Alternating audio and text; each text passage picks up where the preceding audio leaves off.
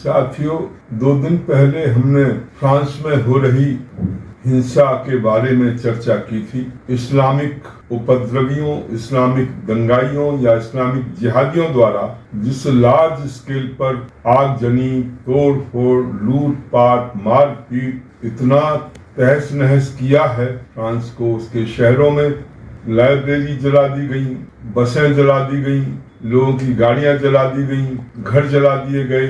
इस ढंग से एक तरफ से वहां विनाश किया गया है कि देख करके मन भयभीत हो जाता है। आखिर इसका कारण क्या है? क्यों ऐसा हो रहा है? और उसके बाद ऐसा नहीं कि पहले भी स्वीडन और नॉर्वे जैसे देशों में जो है दंगे किए गए थे, वहां भी यही पैटर्न था। बहाना कोई हो सकता है, परंतु अब इसी मामले में एक युवक जिसने अपनी गाड़ी नहीं रोकी और तेजी से चल दिया, पुलिस जो है वो रोकना चाह रही थी, पुलिस के ऊपर चढ़ाने की कोशिश की और एकदम भाग लिया। उन्होंने गोली चला दी, उसमें वो मारा गया। अब ये पुलिस का एक्शन गलत था, सही था, इसके बारे में विवाद हो सकता है। इसके लिए डिमांड की जा सकती है कि जिन पुलिस अधिकारियों ने ये किया है उसमें इंक्वायरी हो, उनके खिलाफ कार्रवाई हो।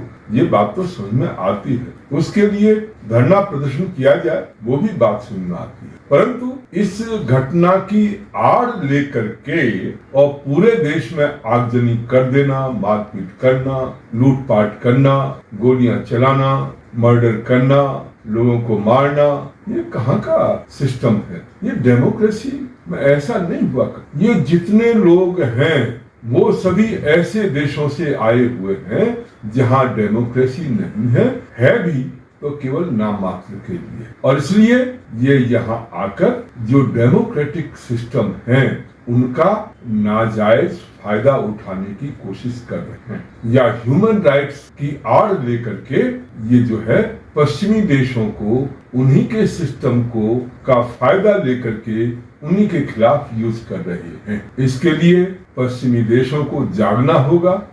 उनके सिस्टम का जिस ढंग का दुरुपयोग वहां किया जा रहा है, और मैं बड़ा आश्चर्यचकित हो रहा हूं कि वहां के लोगों द्वारा कोई रिएक्शन मुझे मीडिया में या जो भी रिपोर्टिंग हो रही है उसमें कहीं देखने को नहीं मिला कि वहां के जो लोकल लोग हैं, वहां के स्थानीय निवासी हैं, जो बाहर से नहीं आए हुए हैं, वो पुलिस के साथ मिलकर या एजेंसीज के साथ मिलकर उनको सहयोग कर रहे हैं या इनको काउंटर करने की कोशिश कर रहे हैं। इस ढंग की उदासीनता वहां के नागरिकों में कि पूरा शहर जल रहा है और उन्हें कोई मतलब नहीं है, जैसे कि उनके लिए कोई समस्या नहीं है, मैं समझ नहीं पाया आखिर ऐसा क्यों हो रहा। तो वहां के नागरिकों को भी इसका प्रतिरोध करना चाहिए था, और यदि उन्होंने प्रतिरोध किया होता तो शायद ये दंगे इतने दिन नहीं चल पाते और इन लोगों की इतनी हिम्मत नहीं हो पाती। तो ये जो स्थिति चल रही है वो बड़ी भयानक है, और ये भारतवर्ष के लिए भी, हमारे देश के लिए भी एक बड़ी चिंता का विषय है।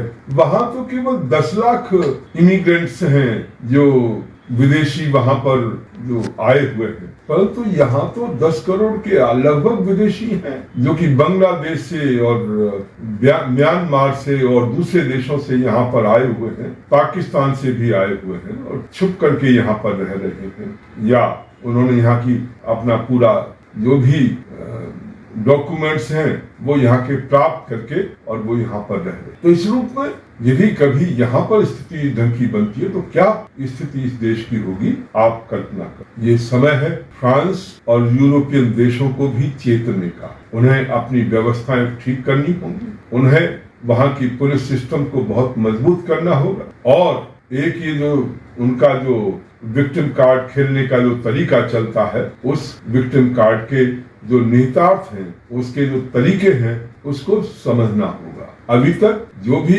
ये नॉन मुस्लिम देशों में इस्लामिक लोग जाकर के या मुस्लिम जाकर के जो विक्टिम कार्ड खेलते हैं और वहाँ अपराध करते हैं, और अपराध करने के बाद यदि उनके खिलाफ कार्रवाई होती है तो उसका विरोध करते हैं, ये जो सिलसिला चल रहा है उसको रोकने की आवश्यकता है। और ह्यूमन राइट्स ग्रुप के नाम पर जो एक खेल खेला जा रहा है उसको भी वहां की सरकारों को समझने की आवश्यकता है। यदि ये नहीं चेते तो बहुत बुरी हालत होने वाली है इन देशों की, और शायद जिस ढंग की हालत फ्रांस में हो रही है वो दूसरे देशों में भी हालत हो जाएगी। और आप कल्पना करिए कि देश के जो नागरिक हैं, जो वहां टैक्स देते हैं, जो वहां के रहने वाले हैं, वही वहां पर सुरक्षित नहीं है और सरकारें कुछ कर नहीं पा रही हैं। ये स्थिति वहां पर चल रही। तो इस ढंग की स्थिति का मुकाबला कैसे किया जाए, उसके लिए हमारे देश में भी चिंता और चिंतन दोनों करने की आवश्यकता है।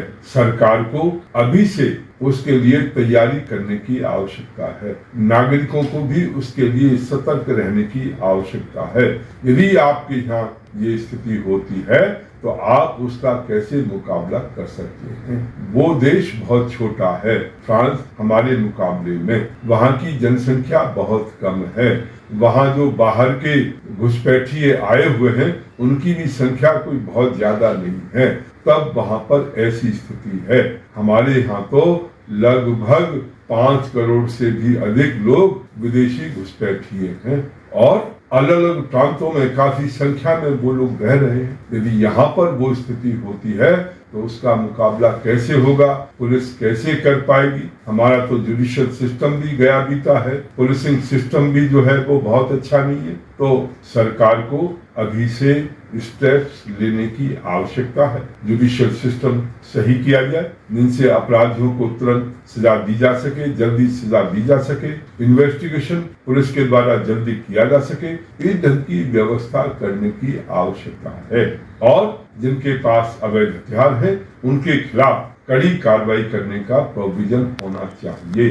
तो इस ढंग से यदि अभी से हमने उसकी तैयारी नहीं की और इस ढंग के चेंजेस हमने अपने सिस्टम में नहीं किए तो हम भी इसी ढंग की स्थिति अपने देश में देखेंगे। आशा है हमारे जो शासक हैं वो समय की पुकार को समझेंगे, समय की आवश्यकता को समझेंगे और उसके अनुसार अपने जो भी सिस्टम है उसमें आवश्यक तब्दीली करेंगे और पुलिस को भी और जुडिशरी को भी सही तरीके से ट्रेनिंग, प्रशिक्षण, उनका आधुनिकीकरण, उनको जो भी उपयुक्त हथियार उपलब्ध कराने हैं या सिस्टम उपलब्ध कराना है, इंटेलिजेंस सिस्टम जो है मजबूत करना है, ये सारी व्यवस्थाएं उनको करनी की। तो आशा है हमारी सरकार हमारी बात को सुनेगी।